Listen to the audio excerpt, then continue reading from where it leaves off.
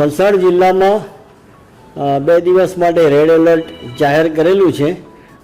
અત્યારની સ્થિતિની વાત કરીએ તો ભૈરવી ખાતે પાણીનું લેવલ 5.75 મીટર છે, એટલે સેફર ઝોનમાં છે। એવી રીતે દમણગંગામાં પણ ઇનફ્લો 55,000 જેટલો છે અને આઉટફ્લો 38,000 જેટલો છે। 8 ગેટ 1 મીટર જેટલા ખુલ્લા છે અને રૂલ લેવલથી ઘણું નીચે પાણી છે, એટલે દમણગંગામાં પણ અત્યારે કોઈ ચિંતાજનક સ્થિતિ નથી।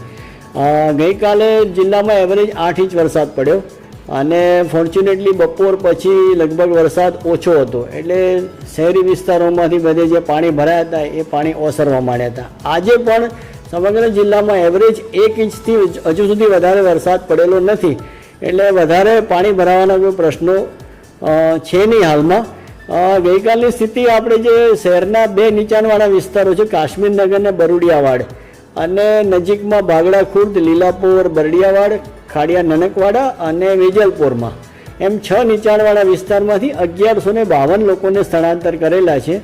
ધીમે ધીમે જેમ પરિસ્થિતિ નોર્મલ થતી જશે એમ આપણે એમને એમના ઘરે જવા દઈશું। હાલ આપણા શિફ્ટ સેન્ટરો ઉપર તેમને જમવાની અને ચા પાણી નાસ્તાની બધી જ સગવડ, મેડિકલ ટીમની સગવડ બધી જ આપણે એમને સુવિધાઓ આપી રહ્યા છીએ।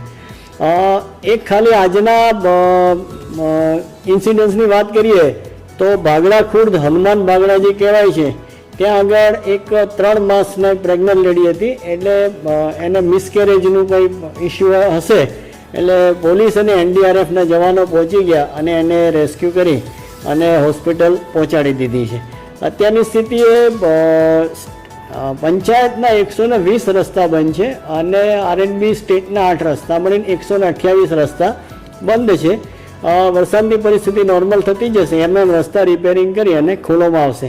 હાલની સ્થિતિએ જો જિલ્લાની વાત કરીએ તો વલસાડ જિલ્લામાં અત્યારે એવી કોઈ પૂરની બહુ ચિંતાજનક સ્થિતિ નથી, પરંતુ 2 દિવસ માટેનું રેડ એલર્ટ હોય તમામ વલસાડવાસીઓને મારી અપીલ છે કે તેઓ સાવચેત રહે, સાવધાન રહે અને પૂરની કોઈ પણ પરિસ્થિતિનો ઊભી થશે તો આપણે એનો સફળતાપૂર્વક સામનો કરીશું।